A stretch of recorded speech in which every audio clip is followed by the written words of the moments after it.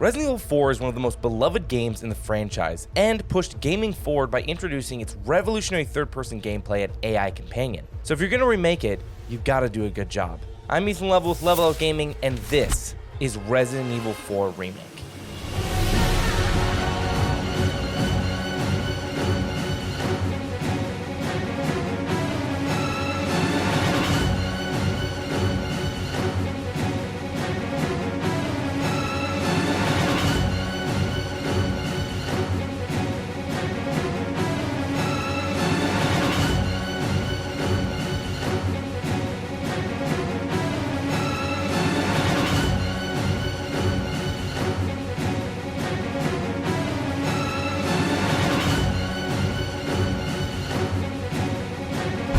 Resident Evil 4.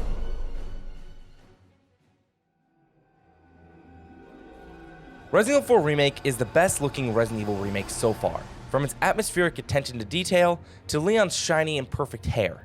This game is a treat to behold for its entire playthrough, which took me about 16 hours first run. They really not only maintained the aesthetic of the original game, but also boosted it, making it feel much more dreadful and in spots claustrophobic compared to its predecessor. It's a beautiful experience on the PS5, which actually gives you a lot of control over visual elements, including ray tracing, and even the hair in the game. I never encountered a bug of any sort, and the only graphical gripe I have with the game is the rain effect, which, if you look closely here, is just rain that only follows Leon instead of being generated and created in the game world. But since it is attached to the player model, you can actually see each raindrop move when Leon moves. It's a nitpick, sure, but for a great looking game like this, I've seen indie games do rain far better and much more realistic on a fraction of the budget. But again, besides that, I thoroughly enjoyed the vistas this game took me to, from the famous village all the way to the dreaded lake. And in terms of performance, this game ran great on PS5. Even after I turned on ray tracing and the improved hair effects, the game seemed to be running at a smooth 60 FPS with zero hiccups. So props to the team for launching a truly put together product day one. And I found the remake's atmosphere and world to make much more sense geographically than the original and more thrilling, and that's coming from a huge fan of the original game. But overall, it is a beautiful game that runs fantastic.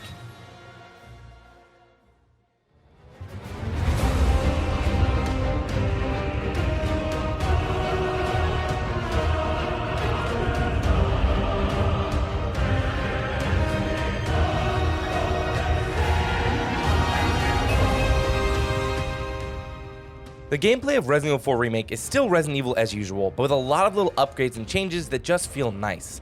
I felt like all the weapons and character movement felt much more weighty and enjoyable, versus how in my opinion Resident Evil 2 Remake felt very floaty and at times arcadey to me. The biggest thing about this game versus other Resident Evil titles is the intense focus on knife combat, with the new parry move that feels so amazing, where you can shoot, parry, melee, and in a very action game sort of way, learn to combo your enemies. However, the trade-off is that this game now has knife durability, which is a good choice because it makes parrying more balanced and not an OP win all situations mechanic, because your knife early on can break pretty easily. Throughout the game, you will pick up smaller disposable knives and repair your main knife at the merchant. But the melee combat and parrying feels really good and gives the combat that extra bit of variety to keep you engaged and on your toes. Another aspect that feels drastically improved and added compared to other games is the stealth.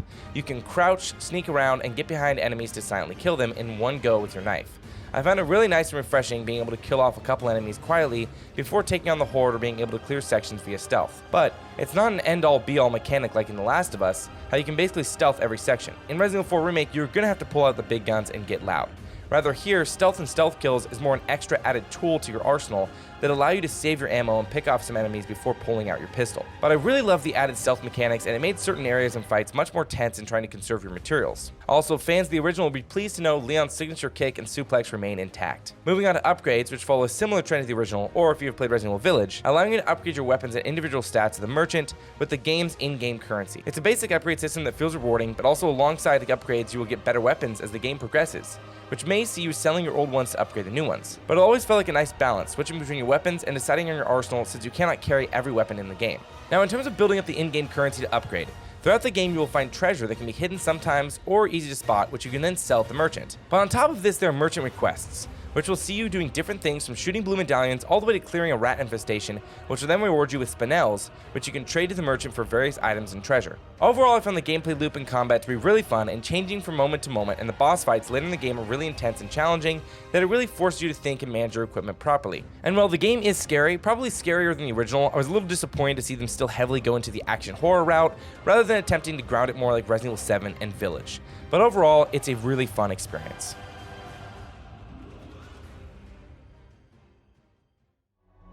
The training, punishing missions, nearly killed me. But at least I kept my mind off everything. If I could just forget what happened that night, the pain, even for a second. This time, it can be different. It has to. The story, in my opinion, was the weakest aspect of the original game, so here there was a lot they could improve upon, and a lot they did. As a reminder, we do no spoiler reviews here, so I won't be going too in-depth in this section, but they were able to really dig deeper into the story here, especially when it comes to characters like Leon, Ashley, and Luis. I think out of all the characters, Ashley and Ada are still pretty weak here. Ashley's still much like the original, operating like a story device or motivation for Leon and character growth with him. But the added context and emotion with Leon is really fantastic, and at times emotional, giving the story a much-needed empathetic chord throughout, as the game starts very much with the understanding of Leon's past events and the effects Raccoon City had on him emotionally. The pacing I found to be really great and engaging, creating some very edge-of-your-seat moments within gameplay and story-specific cutscenes that I really enjoyed. However, within the story, there are certain aspects that I found to be repetitive. For the sake of not spoiling things, I would leave it at that, but it was never a big issue that took me out of the experience or story, and I just really love the ride they took me on with these characters and world as the story goes deeper with the characters and the plot surrounding them. The game never felt too long in areas or too short, and had a perfect difficulty on standard to keep me engaged. Also, the game in its later half comes to a wonderful crescendo that was very thrilling in the fights and story that all just felt like a worthy end cap to a great game. Let's go over accessibility real fast. This game has a ton of settings to really fine-tune the game, and this is on PS5. You can really adjust subtitles, and the game includes closed caption subtitles and allows you to make the text bigger or smaller. You can change the color of the text, turn on or off speaker name, and adjust the color of the name.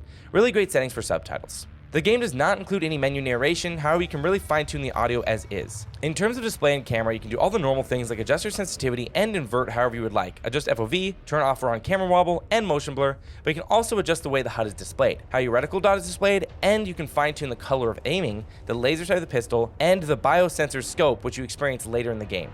The coolest thing I see here is they have 3 accessibility presets you can choose from.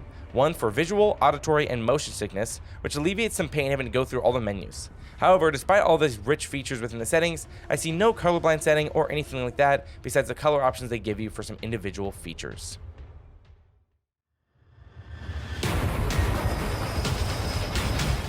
Resident Evil 4 Remake is a faithful adaptation that almost improves on its predecessor in every way, from its enhanced graphical fidelity and atmospheric world to its deeper story and more engaging gameplay. It's a game that Resident Evil fans should absolutely jump into, and if you're a fan of zombie survival horror action, then this one will be a must-play. With the minor nitpicks of the rain effects, some lacking characters and writing, Resident Evil 4 Remake is a 4.5 out of 5 game, coming in at the top of the Resident Evil games as a whole, while showcasing the true fun of a Resident Evil experience. So far this year, we have 2 great survival horror remakes in Dead Space and Resident Evil 4. So Silent Hill 2 Remake has a lot to live up to in the future, and if you want to catch our review of that when it comes out, be sure to like and subscribe to level out your gaming experience and follow on for the ride. If you want to catch me live playing some games, go follow me on Twitch at twitch.tv/EthanLevel, or follow me on Twitter. Links will be below, and I will see you in the next video.